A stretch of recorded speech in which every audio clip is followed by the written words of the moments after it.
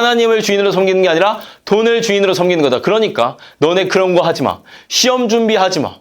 취직 준비하지 마. 그죠? 재테크하지 마. 잘못된 거야. 너네는 돈 필요 없으니까 하나님만 주인으로 섬겨라고 하는 거 아니에요?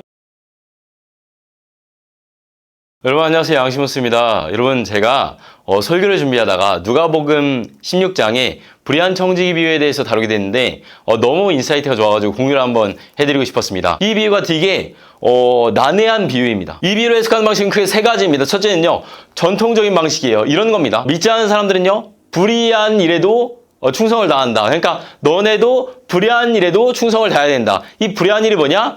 너네가 세상의 일, 영원하지 않은 일, 작은 일 이런 거에도 최선을 다해야지. 하나님의 나라를 위한 영적인 일들, 교회를 위한 일들 이런 거에도 너네가 충성을 다할 수 있다. 하나님이 너네에게 그런 걸 맡겨줄 수 있다. 그러니까 있는 자리에서 잘해 라는 게 이 전통적인 해석의 의미입니다. 근데 여기에 대해서 또 다른 해석이 있는데 뭐냐면요, 사회문화적인 해석입니다. 그러니까 뭐냐면은 그 당시의 사회가 고대 근동인데 지금의 중동과 같습니다. 지금의 중동에서 뭐가 있어요? 명예살인이 있습니다. 그죠? 그러니까 우리 집안의 명예를 떨어뜨리면은 죽어야 돼요. 왜냐면요, 명예가 떨어지는 건요, 죽는 것보다 못하는 거기 때문이에요. 내 어떤 재산과 사랑하는 가족을 지키기 위해서는요, 명예를 살려야 됩니다. 그래서 그 당시의 문화에서 이 불의한 청지기가 뭐랬냐면요, 이제 빚을 탕감해주면서 주인의 명예를 등급했다. 그러니까 주인이 좋은 일이 생겼으니까 뭐라고 하면 하기 좀 애매했다. 그래서 넘어가줬다. 이제 이런 식의 해석도 있고요. 또 한 가지는 주인이 되게 불의하고 착취적인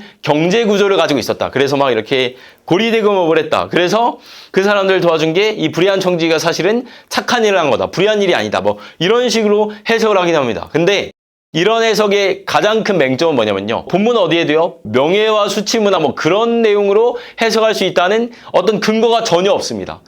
이 주인이 그런 식으로 받아들였다고 하는 근거가 전혀 없어요. 세 번째로요, 뭐가 있냐면요, 풍자적인 해석, 그러니까 비꼬았다는 거죠. 그런 해석이 있는데 이 해석의 문제점은요, 그렇게 볼만한 근거가 전혀 없습니다. 근데 제가 다녔던 이 총신대학교에 제가 가장 존경하는 교수님 중 한 분인 우리 신약신학의 정창욱 교수님께서 그 근거를 찾아내셨습니다. 자, 여러분 보세요. 10절부터 11절 말씀은 이런 내용입니다. 지극히 작은 것에 충성된 자는 큰 것에도 충성되고 지극히 작은 것에 불의한 자는 큰 것에도 불의하니라. 너희가 만일 불의한 재물에도 충성되지 아니하면 누가 참된 것으로 너희에게 맡기겠느냐. 여러분 예수님께서 가르친 내용이 뭐예요?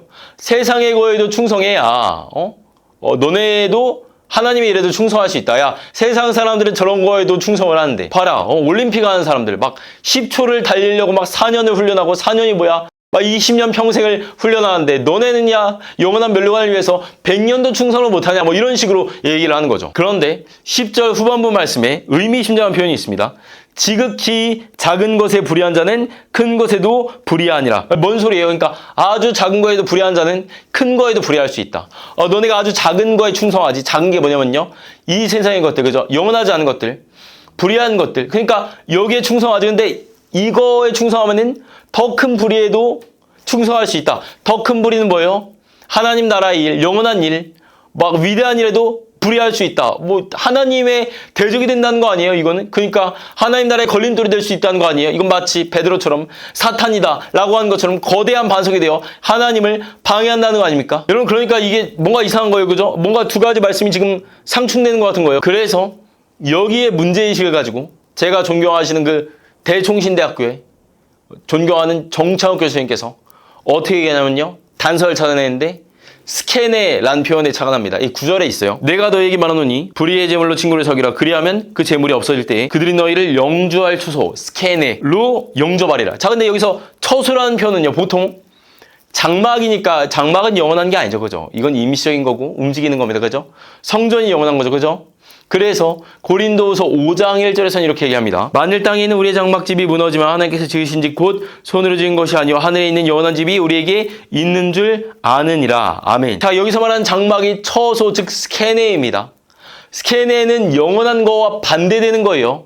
그런데 오늘의 말씀에서 스케네와 영원한 것을 연결했습니다. 영원한 처소, 그러니까 모순이죠. 모순을 왜 쓴 거예요? 역설적으로 풍자하기 위한 겁니다. 이런 느낌이에요. 야, 그 불의한 청지기가 불의한 제물로 친구를 사귀면 영원한 처소에 데려갈 수 있을 것 같아? 영원한 하나님 나라에 데려갈 수 있을 것 같아? 못해. 마찬가지야. 너네가 지극히 작은 불의한 세상의 돈에 대해서 충성하면 하나님께서 하나님 나라를 위해서, 교회를 위해서, 영원한 생명을 위해서, 영혼군을 위해서 일을 맡길 것 같지? 아니야. 그러니까 너네는 돈과 하나님 중에서, 세상과 하나님 중에서 갈팡질팡하지 말고 돈을 버리고 하나님을 선택해야 돼. 라고 얘기를 한다는 거죠. 자, 그리고요. 이게 단순히 스케나라는 표현 하나에만 착안한 게 아니라 그 15, 16절 전반을 이해한 거예요. 바리새인들에게 얘기하다가 제자들에게 얘기를 하는데 전체 내용을 보면요. 그 바리새인들이 계속해서 조소합니다. 근데 그냥 조소가 아니라 굉장히 강력한 조소예요. 이 내용이 14절에 있습니다. 바리새인들은 돈을 좋아하는 자들이라 이 모든 것을 듣고 비웃건을, 자, 이 비웃다라는 표현이요. 에크믹테리조라는 표현인데 이게 미완료로 쓰입니다. 그러니까 여기서만 비웃은 게 아니라 계속 비웃었다는 거예요. 근데 중요한 게 있어요. 예수님의 비유를 따라가다 보면요. 9절부터 이게 그 돈을 섬기지 말라는 거 아니면 돈도 섬기는 것도 필요하다는 거야. 이게 왔다 갔다 해요. 그러니까 비웃기가 어려운 거예요. 근데 마지막 가서 비웃어야 되는데 계속해서 비웃었다는 거예요. 그러니까 바리새인들은 이게 풍자를 위한 내용이라는 걸 이미 9절부터 알았다라는 식으로 얘기를 한다는 거예요. 여러분, 근데 저는요, 죄송하지만 우리 정창욱 교수님의 해석에 동의하지 않습니다. 물론 일관적인 해석이 가장 강력하고 직관적이고 우선시되는 해석이라는 게 맞아요. 근데 저는 꼭 그렇게 해석을 해야 되는지 잘 모르겠어요. 왜냐하면은 다른 식으로 해석할 수 있기 때문이에요. 그러니까 이런 거죠. 예를 들어서 자, 스케네가 9절의 스케네가 처소가 비꼬는 의미라고 해봅시다. 그러면은 이런 거죠. 야, 영원한 처소 들어갈 수 있을 것 같아? 아니야. 근데 여러분, 중요한 게 있습니다. 영원한 처소는 아니지만 임시적인 처소에는 데려갈 수 있어요. 그죠? 그것만으로 충분합니다. 이 불의한 청지기에는. 뭔 얘기를 하는 거냐면요. 한번 보세요. 10절, 11절 내용 함께 보도록 하겠습니다. 10절에서 이렇게 얘기해요. 지극히 작은 것에 충성된 자는 큰 것에도 충성되고 지극히 작은 거에 불의한 자는 큰 것에도 불의하니라. 이게 뭔 뜻이에요? 너네 작은 거에 충성해야, 세상의 거에 충성해야, 임시적인 거에 충성해야, 불의한 거에 충성해야, 돈에 충성해야 하나님이 큰 것도 맡길 수 있어. 그런데 너네 그거 알지? 그러다 보면 작은 것에 불의하면 큰 거에도 불의할 수 있다. 그러니까 주의해, 경고하는 거야. 이렇게 얘기하는 거예요. 그리고 이어서 뭐라 얘기해요? 11절에서 너희가 만일 불의한 재물에도 충성하지 않으면 누가 참된 것으로 너희에게 맡기겠느냐. 자, 이걸 풍자로 해석할 수 있지만요. 여기는 풍자적인 내용이 없어요. 그러면요, 이렇게 해석할 수 있습니다. 근데 그렇다고 너네 그러면은 세상에 거 안 할 거야? 시험 준비 안 할 거야? 돈 안 벌 거야? 취직 준비 안 할 거야? 아니지. 너네 그래도 이거에도 충성해야 돼. 그래야 하나님께서 너네에게 영원한 것을, 교회의 일을 맡길 수 있어. 그러니까 지금 가서 시험 공부나 해. 뭐 하고 있어? 라고 얘기하는 거예요. 그리고 12절에서 다시 이어서 얘기합니다. 너희가 만일 남의 것에 충성하지 않으면 누가 너희 것을 너희에게 주겠느냐? 아까 말 이어받는 거예요. 너네 시험 공부 안 하는데 하나님이 너네한테 하나님 나라를 맡기겠냐? 가서 공부나 해라, 방 청소나 해라. 그리고 13절에서 이어서 얘기하는 겁니다. 경고하는 거예요. 너희는 하나님과 재물을 겸하여 섬길 수 없느니라. 그런데 그러다 보면 두 주인을 섬기려고 할 수도 있다. 세상에 돈을 섬기려고 할 수 있다. 두 주인은 섬길 수 없어. 라고 얘기를 한다는 거예요. 그러니까 예수님께서 현실적인 거 얘기하다가 경고하다가, 현실적인 거 얘기하다가 경고하다가를 왔다 갔다 하는 걸로도 볼 수 있다는 거죠. 이게 모순의 역할입니다. 이게 풍자와 비꾼과의 역할인 거예요. 균형을 잡는 거죠. 자, 물론 이렇게 해석하면요, 일관성이 떨어집니다. 지그재그예요. 근데 장점은 뭐냐면요, 훨씬 더 풍성하게 본문의 의미를 이해할 수 있어요. 그러니까 우리는 선택을 하는 거죠. 물론 직관적인 해석이 좋은 게 맞지만 가설을 던져놓고 가장 본문 전체를 가장 잘 해석하는 게 또 좋은 해석이기도 합니다. 그런 점에서 저는요, 가설을 세운 겁니다. 이거는 예수님께서 그 경고를 하기 위해서 왔다 갔다 하시는 거다. 그리고 그렇게 해석을 했을 때 되게 잘 맞아떨어져요. 전 그래서 이게 더 나은, 더 풍성한 해석이라고 생각을 합니다. 그리고 실제로요, 예수님께서는요, 되게 현실적인 내용들을 말할 때가 있습니다. 왔다 갔다 할 때가 있어요. 누가복음 22장 36절에서는 이렇게 얘기합니다. 이르시되 이제는 전제 있는 자는 가질 것이요 배낭도 그리하고 검엄자는 겉옷을 팔아 살지어다. 이 말씀의 의미가 뭐예요? 그전엔요, 너네 전대도 팔고 가방도 팔고 검도 팔아라 이렇게 얘기했단 말이에요. 근데 이제 와서는요, 이제 그런 거 필요하다. 검도 필요해 이렇게 얘기하는 거예요. 평화주의를 얘기하는 게 아니라 현실적인 대응책을 얘기하는 거예요.